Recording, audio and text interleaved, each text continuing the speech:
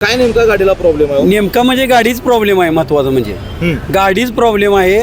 ते घेतल्यापासून मला ते 50% पिरियड त्या गाडीचा इथं गेलेला आहे की तुमची गाडी कुठं पण बंद पडून दे, कुठं काही पण होऊन दे, केअर सेंटरला या, एका दिवसात आम्ही रिपेअरी करून देतो.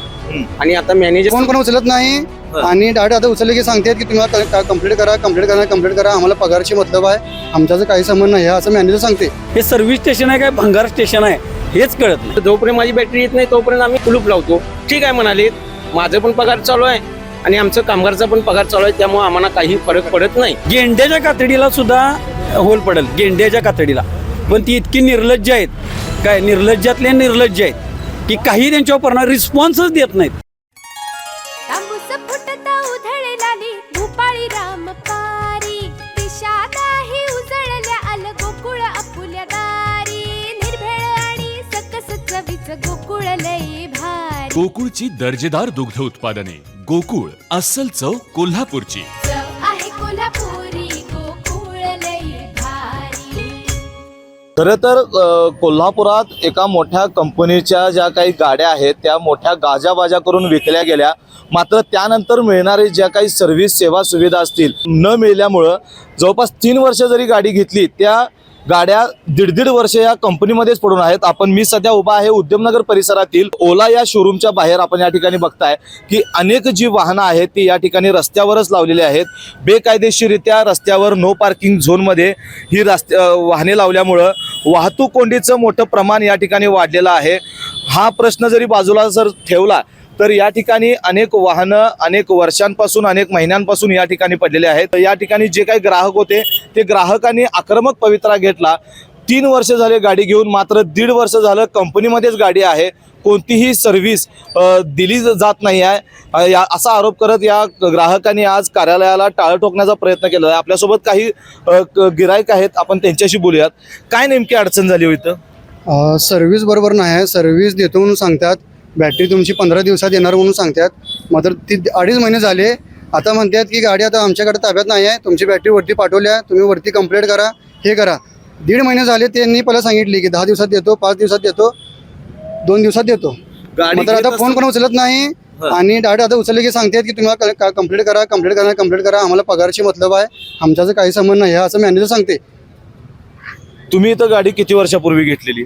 मी गाडी इथं 2 ते 2.5 वर्षापूर्वी मी गाडी घेतलेली आहे. 1.5 वर्ष गाडी माझी इथंच आहे कायम.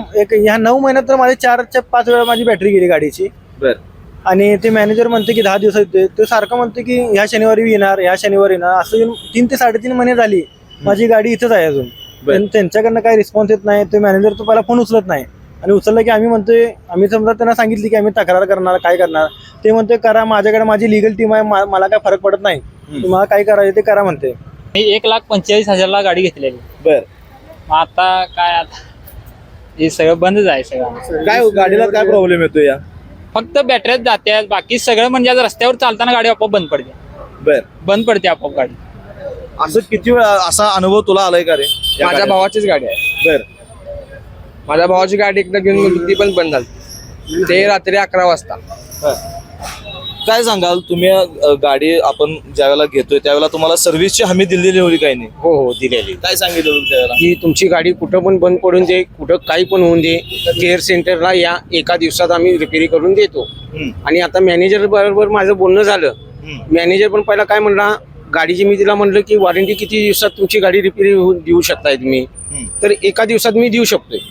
तर म्हणलं तिला आज माझं 2.5 महिने झाले तर गाडी का दिली नाही बाच्याची? तर नाही, वरनं अप्रूव्हल यायचं आहे. मग तुम्ही काय करताय? तर आता तुम्ही कुठं आहे? तर आता मी इथं नाही, मी शिरोलीमध्ये आहे. तुम्ही मग वर्कशॉपमध्ये केव्हा असताय? तर आठवड्यातनं 2 दिवस असतात. मॅनेजर असं बोलले. मॅनेजर ठीक आहे म्हणलं, जोपर्यंत माझी बॅटरी येत नाही तोपर्यंत आम्ही कुलूप लावतो. ठीक आहे म्हणाले, माझं पण पगार चालू आहे आणि आमचं कामगारचा पण पगार चालू आहे, त्यामुळे आम्हाला काही फरक पडत नाही. तुम्ही बंद करणार असेल बंद करा, कंप्लेंट करणार असले तर कंप्लेंट करा. दादा काय सांगाल, तुम्ही गाडी कधी घेतलेली होती? मी साधारण डिसेंबर 23 मध्ये. काय नेमका गाडीला प्रॉब्लेम आहे? नेमका म्हणजे गाडीच प्रॉब्लेम आहे. महत्वाचं म्हणजे गाडीच प्रॉब्लेम आहे. ते घेतल्यापासून मला ते 50% पिरियड त्या गाडीचा इथं गेलेला आहे. एकदा लावली की 8-15 दिवस. आता जरी तुम्ही प्रत्यक्ष बघायचं म्हणजे इथं माझी गाडी आहे. 8 दिवस झालं लावलेली गाडी तिथंच आहे. फक्त परवा दिवशी OTP तेवढा विचारला, त्याच्यावरती तुमचा कोण अनिकेत तो फोन सुद्धा उचलत नाही, इथं आल्यावर नीट बोलत नाही. म्हणजे जणू काय आम्ही त्याला उपकार करतोय असं. तो एका राज्याच्या ताटात असतोय. त्याला काय वाटतं मी या कंपनीचा CEO कोणतरी, CEO ते नम्रपणे बोलतात. त्याला विचारलं की नाही काय सुरुवातीपासून ते सुरुवात करतोय. मग ते परत आम्हाला 1 वर्षाचं कार्ड आणि काढायला लावलं. 4100 ते केअर प्लस बरं 1 वर्षाचं 4129 रुपये भरून घेतलेत. ऑनलाईन सगळे भरले. ते कार्ड काढलं, विषय संपला. त्यानंतर एक चालू झालं पण सर्व्हिस नाही काय नाही. आता बेल्ट तुटलाय. ही गाडी घेताना किती रुपये मोजलेले? जवळपास 1,65,000 रुपये मोजलेले. बर होय. आता गाडी चालवताना तुम्हाला काय काय त्रास झाला? गाडी चालवताना त्रास म्हणजे भयानक त्रास आहे. चार्जिंगचा प्रॉब्लेम आहे आणि कुठलाही पार्ट ब्रेक पॅड तर मला वाटतं 2-3 महिने झाले ब्रेक पॅड बदला, 2-3 महिने झाले ब्रेक पॅड बदला, सारखं ब्रेक पॅड बदला. बर आता बरं बेल्ट तुटलाय बघा. त्यात समोरच गाडी आहे. तुम्ही इथं बघितलं तर अजून इथं मी लावलेली अजून तिथं आठवडा झाला गाडी देऊन आता तिथं. तुम्ही नोकरी करताय, होय. गाडी आपल्याला नेहमी लागते. लागते. मात्र तुम्ही कधी संतामींना बोलून किती वेळा बोलवले, त्यांच्यावर काही परिणाम होत नाही. गेंड्याच्या कातडीला सुद्धा होल पडेल, गेंड्याच्या कातडीला. पण ती इतकी निर्लज्ज आहेत, काय निर्लज्जातले निर्लज्ज आहेत की काही त्यांच्यावर परिणाम रिस्पॉन्सच देत नाहीत. तिथं आलं की कुणी नसतंय. कुठंतरी त्या भंगार गाड्यात भंगारखाना असतो की नाही, भंगार शोरूम नव्हे भंगार, तशा भंगारसारख्या गाड्या लावलेल्या असतात. त्या जायला गाडी नाही. तिथं विचारलं तर कोण कोणाला ताळमेळ नसतोय की कुठलं तुमची गाडी कुठे, इथनं सुरुवात, तुमचा OTP काय कशाला ताळमेळच नाही. हे सर्व्हिस स्टेशन आहे काय भंगार स्टेशन आहे हेच कळत नाही. अतिशय मगरुरीची भाषा जी आहे या ओला कंपनीच्या कर्मचाऱ्यांकडून या ग्राहकांशी बोलताना केली जात आहे. वाहनं जी आहेत 2-2, 2.5-3 वर्ष या ठिकाणी वाहनं घेतलेली आहेत. मात्र त्या वाहनाची सर्व्हिसिंग जी आहे ती 1.5 वर्ष होत नाही आहे. किमान 2-3 महिने गाड्या या ठिकाणी पडून आहेत. वारंवार गाड्या ज्या आहेत ते या ठिकाणी आणाव्या लागतात. या गाड्यांच्या या जे काही मॅन्युफॅक्चरर असेल त्या ठिकाणी गाड्यांमध्ये दोष असल्याचं या ठिकाणी दिसून येतं. या इतके ग्राहक ज्या वेळेला आक्रमक होतात.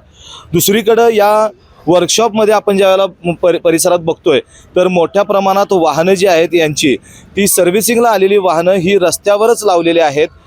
बेकायदेशीर पार्किंग म्हणायला गेलं तर हरकत नाही आहे. काल अनेक वाहनांचे पार्ट गेले किंवा वाहनं चुरलं गेली, याला जबाबदार नेमकं कोण? या ठिकाणी CCTV देखील आहे. मात्र या ठिकाणी जे काही कर्मचारी होते त्यांनी सांगितलं की हे CCTV आमचे नाही आहेत. मग या वाहनांची जबाबदारी, या ग्राहकांच्या पैशांची जबाबदारी कोणावर असणार आहे हा महत्त्वाचा प्रश्न या ठिकाणी उद्भवतोय. खरं तर काल शहर वाहतूक नियंत्रण शाखेच्या वतीनं या ठिकाणी अनेक वाहनं बेकायदेशीर पार्किंग केलेली वाहनं उचलण्यात आली. मात्र आता पुन्हा बघतोय आपण, आज पुन्हा ही वाहनं रस्त्यावर लावलेली आहेत. या वाहतुकीच्या कोंडीला जबाबदार कोण? या ग्राहकांच्या पैशाला जबाबदार कोण? यांना न मिळणाऱ्या सेवेला जबाबदार कोण? हा प्रश्न प्रामुख्याने या ठिकाणी उपस्थित करता येईल. व्हिडिओ जर्नलिस्ट सचिन वारेकरसह मी सद्दाम, KK न्यूज कोल्हापूर. अशाच नवनवीन अपडेट पाहण्यासाठी आमच्या KK न्यूज चॅनेलला सबस्क्राईब करा.